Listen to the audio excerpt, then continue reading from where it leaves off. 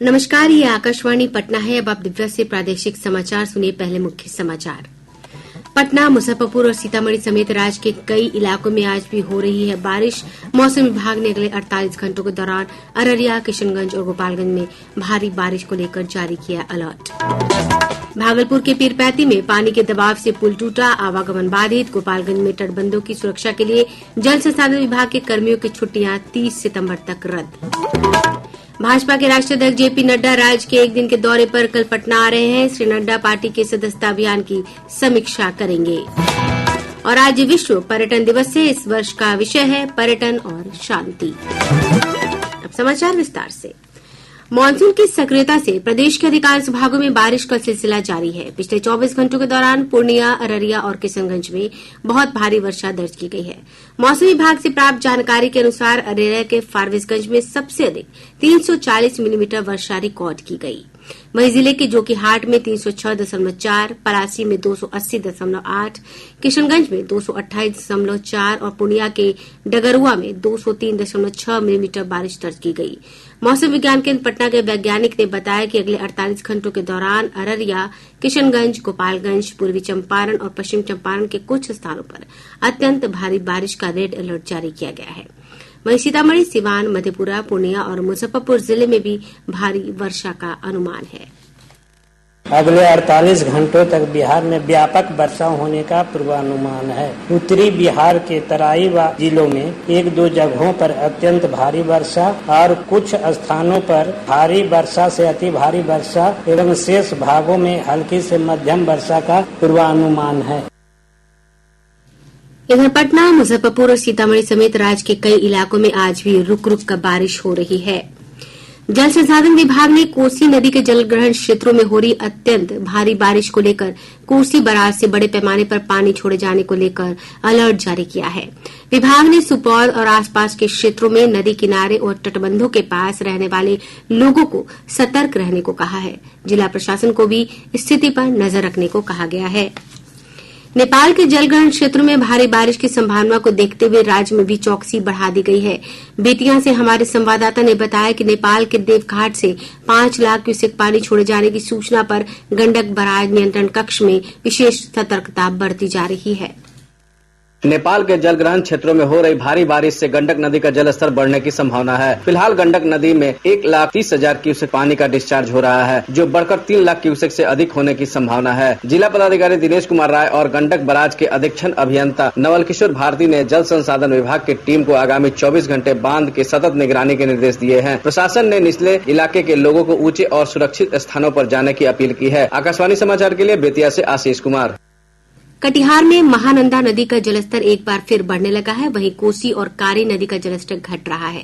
जिलाधिकारी मनीष कुमार मीणा ने बताया कि जिले के 4 प्रखंडों के लगभग 1,40,000 से अधिक लोग बाढ़ से प्रभावित हैं। उन्होंने बताया कि बाढ़ प्रभावित इलाकों में सामुदायिक रसोई चलाई जा रही है। भागलपुर से हमारे संवाददाता ने बताया कि पानी के दबाव से पीरपैंती में पुल के टूट जाने से आवागमन बाधित हो गया है।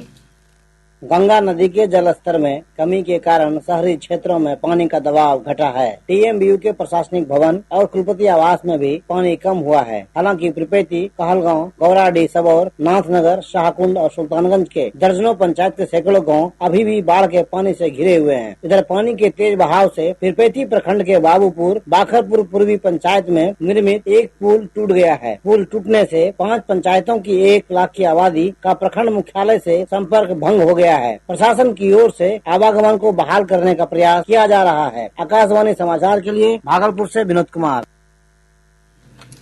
गोपालगंज से हमारे संवाददाता ने बताया है कि तटबंधों की सुरक्षा को लेकर जल संसाधन विभाग के सभी कर्मियों की छुट्टियां 30 सितंबर तक रद्द कर दी गई हैं। वाल्मीकि नगर बराज से 5,21,000 क्यूसेक पानी छोड़े जाने की संभावना को देखते हुए जिला पदाधिकारी मकसूद आलम के निर्देश पर उप विकास आयुक्त कुमार निशांत विवेक ने संबंधित अधिकारियों को तटबंधों की सुरक्षा को लेकर निर्देश जारी किया है। अत्यधिक बारिश और जल स्तर में संभावित वृद्धि को देखते हुए पुल पुलियों पर भी विशेष सतर्कता बरती जा रही है। बाढ़ नियंत्रण प्रमंडल के कार्यपालक अभियंता तटबंधों पर लगातार नजर बनाए हुए हैं। आकाशवाणी समाचार के लिए गोपालगंज से मदेश तिवारी। भाजपा के राष्ट्रीय अध्यक्ष जेपी नड्डा कल बिहार के एक दिन के दौरे पर आ रहे हैं। श्री नड्डा पटना स्थित पार्टी के प्रदेश मुख्यालय में सांसदों, विधायकों और पार्टी के पदाधिकारियों के साथ बैठक करेंगे। भाजपा अध्यक्ष राज्य में चल रहे पार्टी के सदस्यता अभियान की समीक्षा भी करेंगे। दोपहर में आयोजित एक कार्यक्रम में वे ओलंपिक में भाग लेने वाले दिव्यांग खिलाड़ी को सम्मानित भी करेंगे। बिहार के युवकों के साथ पश्चिम बंगाल के सिलीगुड़ी में मारपीट करने के आरोप में बंगाल पुलिस ने बांग्ला पक्खो नामक कट्टरपंथी संगठन के सदस्य रजत भट्टाचार्य और गिरधारी राव को गिरफ्तार किया है। मुख्यमंत्री नीतीश कुमार ने राज्य के मुख्य सचिव अमृतलाल मीणा और पुलिस महानिदेशक आलोक राज को पूरे मामले पर नजर बनाए रखने का निर्देश दिया है। इधर लोजपा रामविलास के राष्ट्रीय अध्यक्ष और केंद्रीय मंत्री चिराग पासवान ने इस घटना को दुर्भाग्यपूर्ण बताया। उन्होंने कहा कि पश्चिम बंगाल की मुख्यमंत्री ममता बनर्जी के नेतृत्व में पश्चिम बंगाल में एक बार फिर बिहारियों का अपमान हुआ है, जिसे बर्दाश्त नहीं किया जा सकता है। जिस तरीके से बंगाल में बिहार के छात्रों के साथ जिस तरीके से बर्बरता की जा रही है, ऐसे में ये एक ऐसी शर्मनाक घटना, आज भी क्षेत्रीयता के नाम पर इस तरीके से बर्ताव किया जाता है। भारत का संविधान हमें इजाजत देता है कि कोई भी भारतीय देश के किसी भी कोने में जाके शिक्षा हासिल कर सकता है, रोजगार कर सकता है, व्यवसाय कर सकता है। उसके बावजूद अगर ये मानसिकता किसी राज्य की है तो ये चिंता का विषय है। जदयू नेता नीरज कुमार ने कहा कि क्षेत्रीय भावनाएं भड़काने वाले उपद्रवियों पर पश्चिम बंगाल सरकार को गंभीरता से कार्रवाई करनी चाहिए।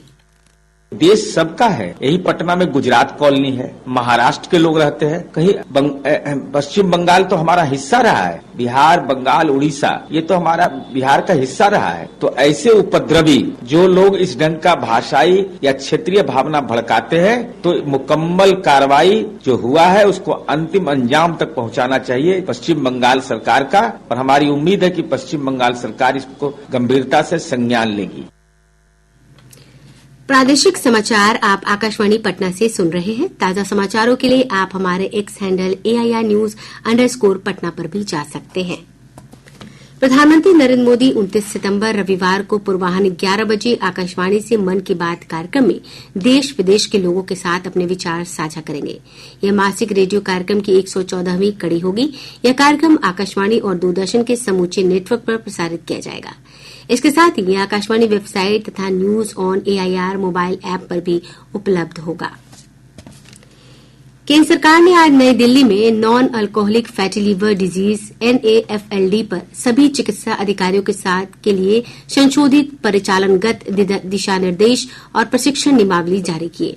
इस अवसर पर स्वास्थ्य और परिवार कल्याण सचिव अपूर्व चंद ने कहा कि ये दिशा निर्देश और प्रशिक्षण मॉड्यूल NAFLD से पीड़ित व्यक्ति की पहचान करने में निर्णायक हो सकते हैं। आकाशवाणी से विशेष बातचीत में institute of liver and biliary sciences ILBS के निदेशक और कुलपति डॉक्टर SK सरीन ने बताया कि मोटापा फैटी लीवर रोग होने के सामान्य कारणों में से एक है। बैकग्राउंड से मैं बताना चाहूंगा कि फर्स्ट स्टेज में जब लिवर में फैट है, थोड़े समय तक लिवर में फैट है, तो बॉडी कहती है यार ये फैट वाला सेल जो है तो बहुत गड़बड़ है, तो अच्छा सेल नहीं, इसको मारो। तो बॉडी की जो आर्मी है, इम्यूनिटी वाली आर्मी, वो कहती है ये सेल खराब है, इसको मारो। धीरे धीरे लिवर के सेल्स मरने लगते हैं, स्कारिंग होने लगती है। तो जो सेल मरते हैं और उससे स्कारिंग होती है वो होती है स्टेज 2। फर्स्ट स्टेज में लिवर में फैट है, सेकेंड स्टेज के अंदर हमारा लिवर के सेल्स मरने लगते हैं, थर्ड स्टेज में स्कारिंग होती है और फोर्थ स्टेज में सिरोसिस। तो हमारे को ये ध्यान रखना है कि जब लिवर में फैट हो, उसकी भी अल्ट्रासाउंड में स्टेजेस हैं, ग्रेड 1 है, ग्रेड 2 है, ग्रेड, पर जरूर ध्यान रखें फैटी लिवर को इग्नोर ना। आज विश्व पर्यटन दिवस है। लोगों को एक दूसरे से जोड़े रखने और अर्थव्यवस्था को मजबूत करने में पर्यटन की भूमिका को दर्शाने के उद्देश्य से हर साल 27 सितंबर को यह दिवस मनाया जाता है। इस साल का विषय है पर्यटन और शांति। प्रदेश में शराबबंदी के बावजूद पर्यटकों की संख्या में बढ़ोतरी का सिलसिला जारी है। पिछले वर्ष लगभग 5.5 लाख विदेशी पर्यटक बिहार आए हैं। वहीं इस वर्ष जुलाई तक के आंकड़ों के अनुसार 2,67,000 से अधिक पर्यटकों का बिहार आगमन हो चुका है। पर्यटन मंत्री नीतीश मिश्रा ने कहा कि छोटे स्तर पर नए पर्यटन स्थलों की पहचान के लिए मेरा प्रखंड मेरा गौरव अभियान 2 अक्टूबर को शुरू किया जाएगा। उन्होंने बताया कि इसमें प्रतियोगिता के माध्यम से आम लोगों की भागीदारी सुनिश्चित की जाएगी और सर्वश्रेष्ठ प्रविष्टियों को पुरस्कृत किया जाएगा। हम लोग एक अभिनव प्रयास प्रारंभ कर रहे हैं। एक मेरा प्रखंड मेरा गौरव, और इसमें सोशल मीडिया के माध्यम से और जिला प्रशासन के सहयोग से बिहार में हमारी कोशिश है कि हर एक प्रखंड के एक स्थान को हम आने वाले समय में चिन्हित करें और उसको हम सामने लाएं, और कि बिहार की जो बनावट है, बिहार की जो हमारी सांस्कृतिक धरोहर है या जो नेचर ने हमको दिया है, उन स्थानों को भी हमको आगे लाना है। तो एक ये प्रतियोगिता हम प्रारंभ करा रहे हैं और आपके माध्यम से हम लोगों को हम ये आग्रह भी करेंगे कि जब 2 तारीख को हमारा ये लॉन्च होता है उसमें भाग लें। राज्यपाल राजेंद्र विश्वनाथ आर्लेकर ने प्रदेशवासियों से स्वच्छता पखवाड़ा के तहत मनाए जा रहे स्वच्छता ही सेवा अभियान में शामिल होने की अपील की है। राजभवन में इस अभियान की शुरुआत करते हुए श्री आर्लेकर ने कहा कि अपने घर और आसपास को स्वच्छ रखकर ही हम स्वच्छ भारत स्वस्थ भारत के संकल्प को पूरा कर सकते हैं। रेलवे की ओर से आगामी त्योहारी सीजन में यात्रियों की सुविधा के लिए 108 ट्रेनों में जनरल कोच की संख्या बढ़ाई गई है। रेल मंत्री अश्विनी वैष्णव ने इसकी जानकारी देते हुए बताया कि छठ पूजा और दिवाली स्पेशल ट्रेनों के लिए 12,500 कोच मंजूर किए गए हैं। श्री वैष्णव ने बताया कि वित्त वर्ष 2024-25 में अभी तक 5,975 ट्रेनों का परिचालन शुरू किया गया है।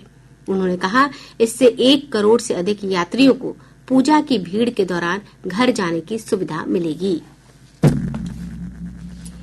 दुर्गा पूजा के अवसर पर राज्य में विधि व्यवस्था और सांप्रदायिक सद्भाव बनाए रखने के लिए बिहार पुलिस के सभी कर्मियों की छुट्टियों को रद्द कर दिया गया है।